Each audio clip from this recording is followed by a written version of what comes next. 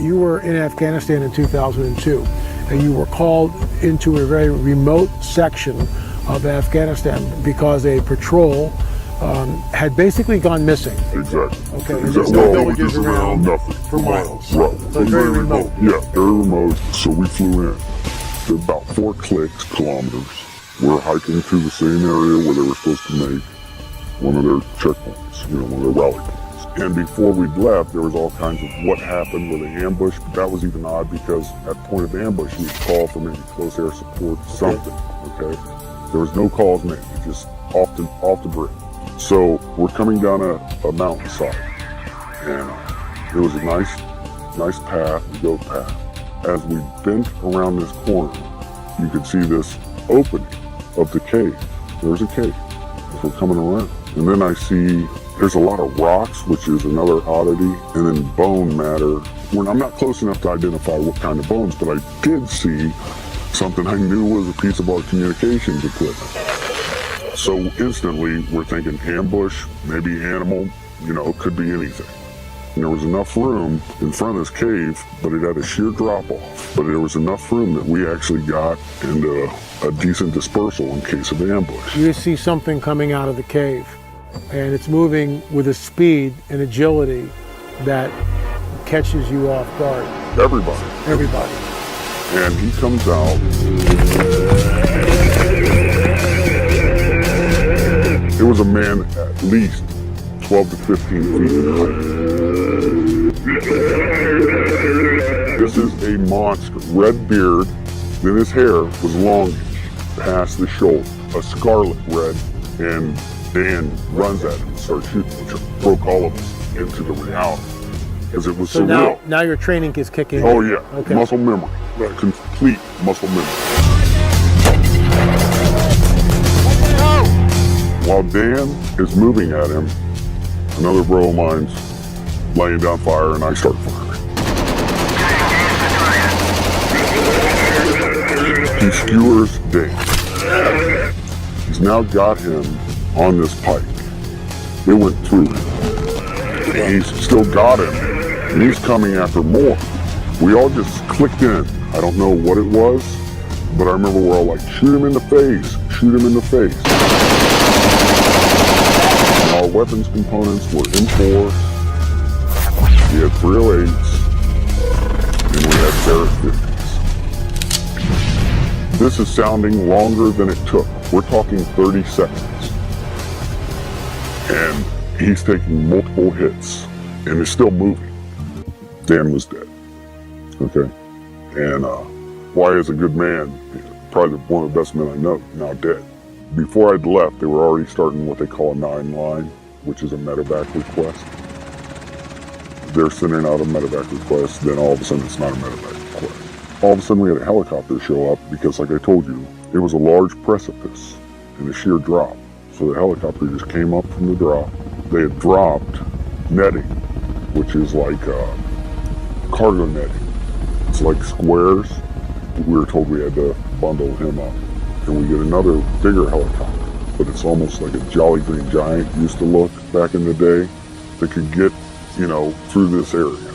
Because the mountains, you gotta remember, Chinooks could only go in certain places because they had enough lift. Mm-hmm. And so we got him on there. The thing was too big, we couldn't move it. It smelled worse than a skunk. A corpse that's been around for a while. Really foul. Oh, it was like a combination because of the, how do you put that, the persistence of a skunk smell. But once the helicopter came in, dropped its little hook, and off he goes. The communication was sent out that we had a very large possible human creature. There you are in the hills of Afghanistan. How many troop members are you with? We had 6 on my crew, and when we say hills of Afghanistan, for us, we did not fly into the wilderness. We actually flew into a base. I guess this thing was transloaded out of the mountains by a CH-47. What I could see that it did have the 6 fingers. I remember taking my foot up and placing it up next to its foot, and it was extremely large. We estimated at about 12 feet, give or take. What I can tell you is the weight of the thing. Basically, it was approximately 1,500 pounds what was getting on the aircraft. Now, if you take away the pallet weight and all the rigging that we had to hold this thing down, we figured it was around 1,100 pounds. Of course we're upset. That's a given, okay? We lost a very good guy. But add to that, you're discussing something that even in our after action report, they're saying rewrite it. And we had to rewrite it the way they wanted. How many fingers? Six fingers toes. and 6 toes. And the nails were weird because if you see somebody that ever has, I don't know what it's called, but it's Like a fungus on the nails, how they get pointy and they're like gnarly.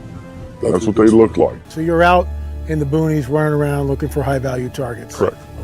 And we're doing those operations, and as we're getting into firefights, we're getting into different scrimmages, you want to put it that way, we would come back to the base and we started hearing this rumor about a unit that killed this, what they started calling this really tall person.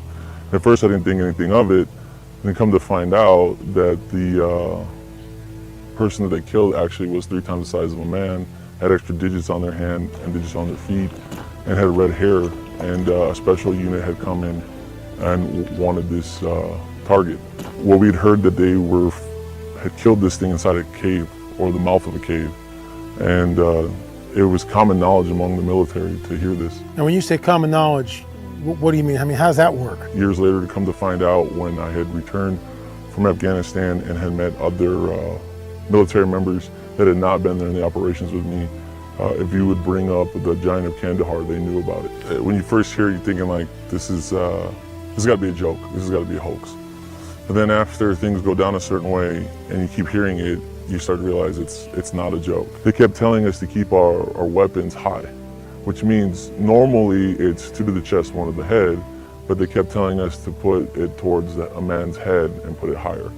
So we would question, why do they want us to shoot higher than a man's head? That's bizarre. It is. I will tell you that when I was doing my time in the service, and the stuff I saw, some of it I couldn't explain, like lights in the sky during firefights, like orbs, or lights that would be the size of a softball that looked that size looking up in the sky but making weird noises. And even going to Iraq myself and being near Haditha Dam down. Going back to Afghanistan, we would hear these things. We would hear the locals talk about rumors of these giants. What would the locals say? How would they talk about it? They say that they lived in the caves and they would eat people, and They were cannibals. they were cannibals.